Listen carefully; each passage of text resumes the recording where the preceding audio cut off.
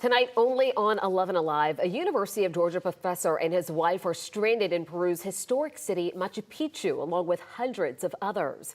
This comes during civil unrest over the impeachment of former President Pedro Castillo. Transportation has been limited or shut down altogether, leading the U.S. State Department to issue a travel advisory asking Americans to reconsider traveling to Peru. 11 Alive's Don White joins us now live in the studio. And Don, you spoke with that UGA professor earlier this evening. Well, that's right, Jennifer. James Reep, he's a professor of heritage conservation at the University of Georgia, and he traveled to Peru to see some World Heritage sites with his wife, Carol. Now, they are among the estimated 300 Americans stranded in the country. It started out as a beautiful trip for James and Carol Reep. Our colleagues here in Cusco said they felt there was no reason we shouldn't come here. The couple arrived in Cusco on Monday. There were beginning to be protests in the main square at Cusco.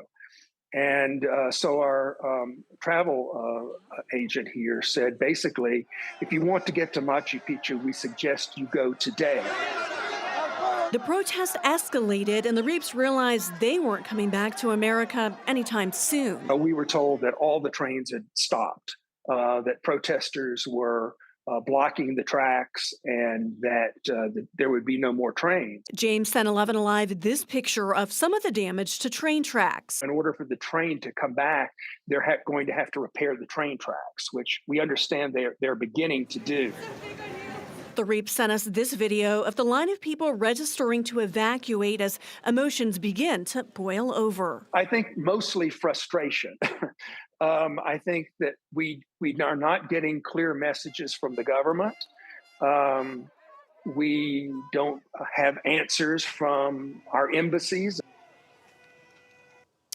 And I reached out to the U.S. Embassy and also the White House about any plans to get Americans back into the country, and so far I have not heard back yet.